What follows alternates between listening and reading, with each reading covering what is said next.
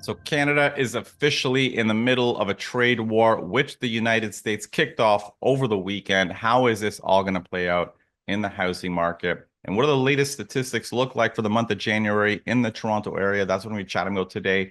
My name is John Pasalis. My team and I help buyers and sellers throughout the Toronto area make smarter real estate decisions. If you'd like to meet with me and my team, just click the link in the show notes below or shoot me an email at askjohn@movesmartly.com. So, course, big news over the weekend, the US government kicking off a significant trade war with Canada and Mexico, introducing 25% tariffs on Canadian goods, 10% tariffs on oil and energy. How is this going to play out on the housing market? Now, before we talk about the housing market, I think it's important to keep in mind that this trade war appears to be accelerating far more rapidly and aggressively than the last time the U.S. wanted to rework NAFTA when President Trump was in power.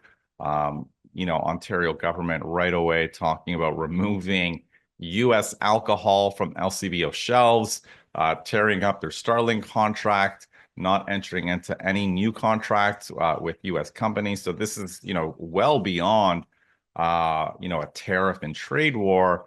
Ontario at least is responding quite aggressively. And the question, of course, is, well, what is the U.S. what's Trump's end goal here? And that's the hard part. I mean, nobody really knows. I listen to a lot of experts, and no one's 100% clear on what they're trying to get out of this because their stated goals are not really rooted in any facts. I mean, they talk about fentanyl coming across the border and stopping that. The reality is there isn't a ton coming across the Canadian border when compared to how much is crossing, of course, the southern border with Mexico. So Canada doesn't appear to be a big source of that in the U.S. And the second big thing that Trump talks about is the U.S.'s trade deficit with Canada. And of course, Canada and the U.S. actually has a trade surplus with Canada if you don't include oil and gas. And of course, once you include that, yes, they have a trade deficit. But if that was their concern, you would expect the U.S. government to introduce a higher tariff on oil and gas to bring their trade back in balance.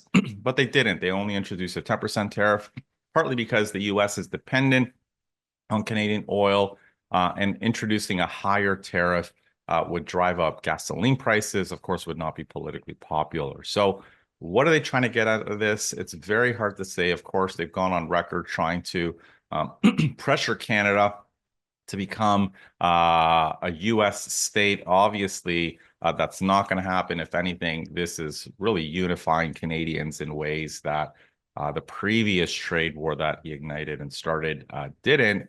It's hard to say, is the U.S. trying to get Canada, pressure them to increase their defense spending to meet NATO targets, and of course to get many of those defense contracts with U.S. firms, possibly. But it's very hard to say. Again, no one really knows what the U.S. is after. Perhaps we might see that in the weeks ahead. But in the short term, when we think about how this impacts housing, the immediate effect is, of course, going to be on the psychology of the market. As I mentioned, I think in a previous video, economic uncertainty is not good for housing. When there's a lot of uncertainty, when there's no stability, when people are worried about what's going to happen, when people are worried about the economy to get worse, that jobs are going to be lost, that things are not going to be great, this pushes people to the sidelines. This makes people uneasy about buying, partly because they're worried about the economy, they're worried about house prices falling, they're worried about losing their jobs. All of these things are not good for housing. And of course, this is a challenge because we're already in a very slow market in the Toronto area. So this is not the type of news we need right now in our housing market. So in the short term, we may see some buyers pulling to the sidelines just out of concern about how this is all going to play out. Beyond the short term, of course, how this plays out in the months ahead, I mean, it's anyone's guess. Again, it really depends on what the US is looking for and whether Canada and the US can come to some sort of agreement sooner rather than later. But again, we don't really know how long this is going to drag out. If it drags out for months, again, this will, of course, be worse for housing. because it will just lead to more economic uncertainty. And of course, as it drags out longer, you'll eventually start to see the negative side effects on the economy, potentially lost jobs, potentially price inflation again, because tariffs drive prices higher because that tax kind of flows through in the end price.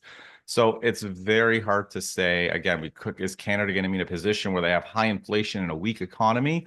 Partly because of the tariffs, it's very possible. So it's hard to say how this will all play out because, again, we don't know what the U.S. is after and if Canada will be able to resolve this trade war anytime soon. So we're going to be keeping an eye, of course, on how this evolves because it is going to have a very material impact on the housing market in the months ahead. So with that said, let's take a look at the latest data on Toronto's housing market for the month of January.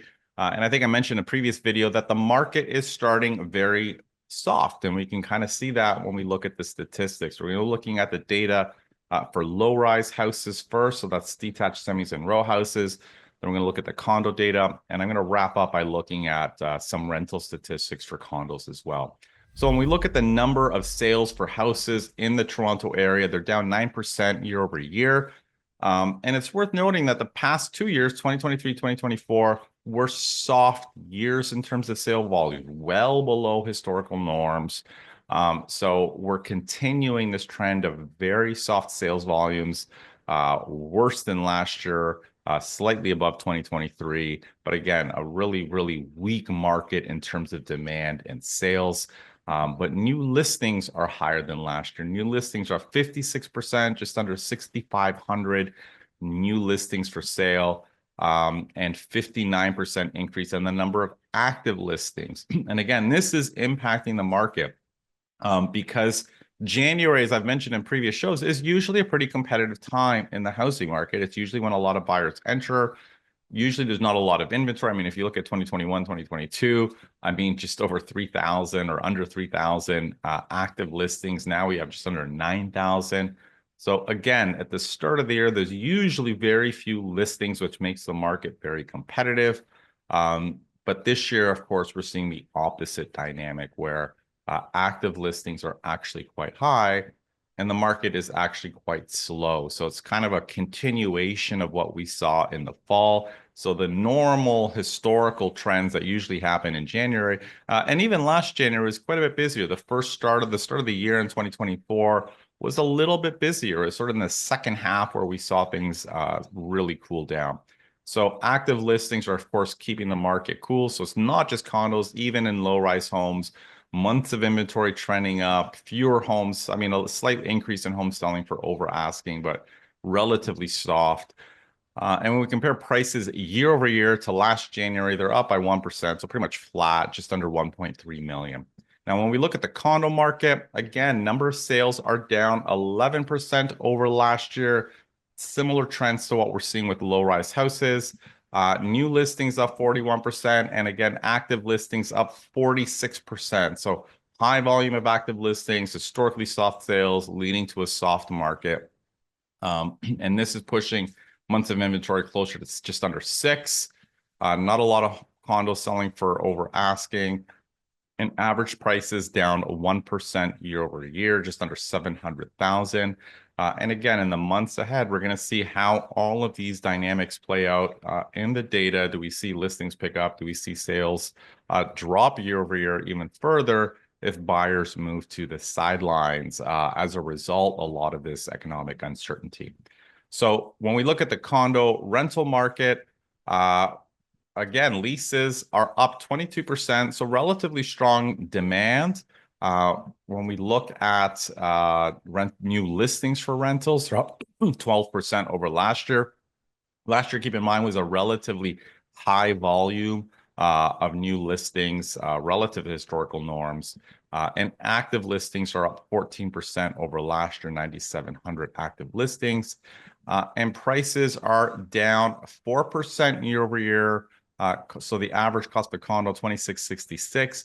That's down, I believe, around 11% from the peak, which was in, I believe, August 2023, just around 3,000 or just under 3,000. So Rents are falling. It is a softer rental market. We're kind of seeing it on the ground. It's taking longer to rent units, more incentive. Prices are trending down still, even in today's market. I hope you found that video helpful. If you have any questions, please post them in the comments below or shoot me an email at askjohn@movesmartly.com.